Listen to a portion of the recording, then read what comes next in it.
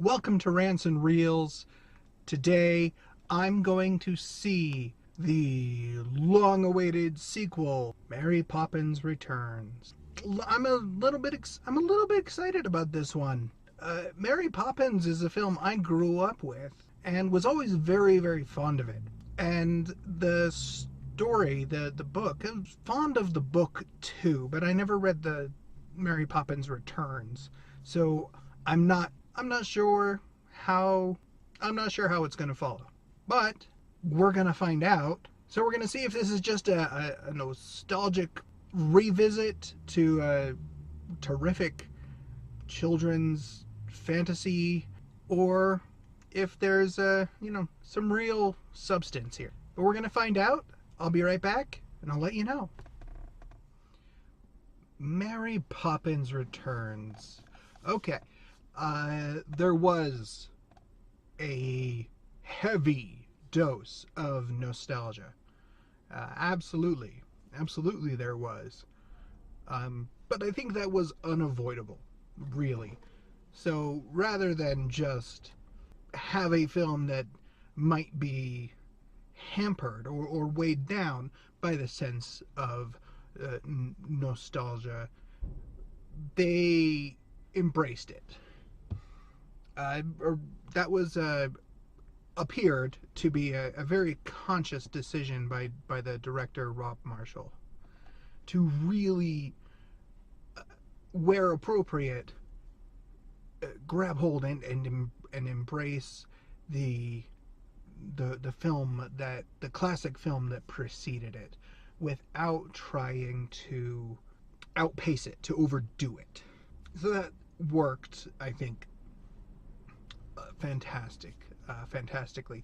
The other thing I would definitely applaud Rob Marshall for in this film is his persistence to use hand-drawn animations. They were absolutely beautiful. There's something about a hand-drawn animation that you're not going to get it from a computer-generated, as beautiful as a computer-generated animation can be. It's never quite going to have that same artistry. Well, it's a different kind of artistry, I should say. A computer animation can approach that same level. You get what I'm saying. It's a different level of artistry. It's an older art. It's very beautiful. The music was definitely much more modern, while continuing to hold true to its root, if that makes sense at all.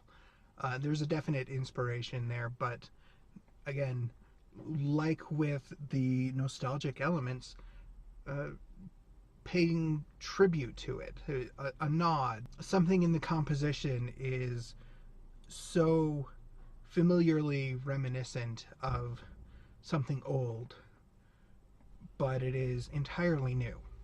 That's really the way this film felt. It really felt, in spirit, that it could very well have been made the year after the first Mary Poppins.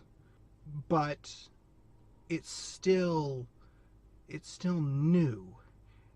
Everything looks, the filming, the way they filmed this, the quality of the filming, it was beautifully done. Don't know if I can really say I've seen a film that looks quite this crisp. Everything was sharp and vibrant. It was really quite striking. There's something about this film. While the original Mary Poppins, both the story and the film, well, that was a part of my childhood. I wouldn't say it was a defining moment. A fond memory, really. I'd watch it. I always really enjoyed Dick Van Dyke and his performances, from his Disney films to the Dick Van Dyke Show.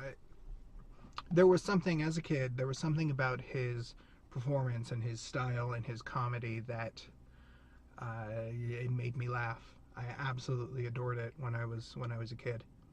So, in that respect, sure, maybe this was a significant or maybe even a formative part of my youth.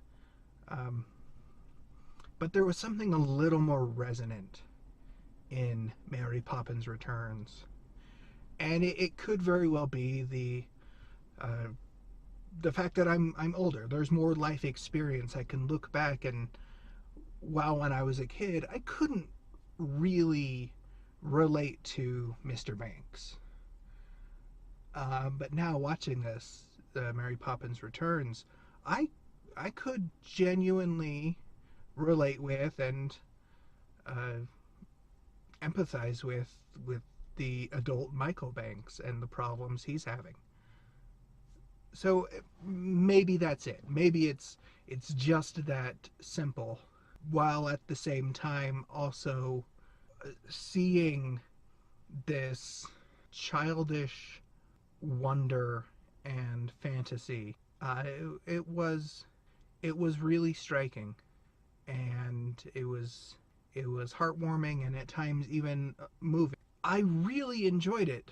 I don't know if I'm in love with it, and I think that might also just be a factor of age, because I believe the younger children that this is intended for will absolutely adore it.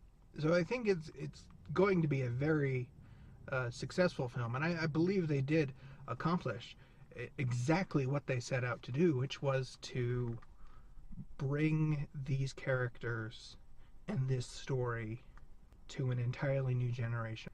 And I believe they did that very well. And I'm looking forward to the possibility that they might be doing more from this series. And I think that could be absolutely phenomenal. Especially with the current cast they have. Emily Blunt as Mary Poppins was terrific. I mean, she definitely took cues from the Julie Andrews performance, but she really made it her own. And Lin-Manuel Miranda was fantastic, and a fantastic bit of energy and a huge talent to have in this film as well. So there's nothing I can complain about. There are no complaints I can make about Mary Poppins Returns. And I think to really evaluate this, I need to go watch it again and bring my children and gauge their reactions. Kind of experience this vicariously with a little more innocence, if that makes sense. That's going to do it for Mary Poppins Returns. This is Rants and Reels. Thanks for watching. Good night, everybody.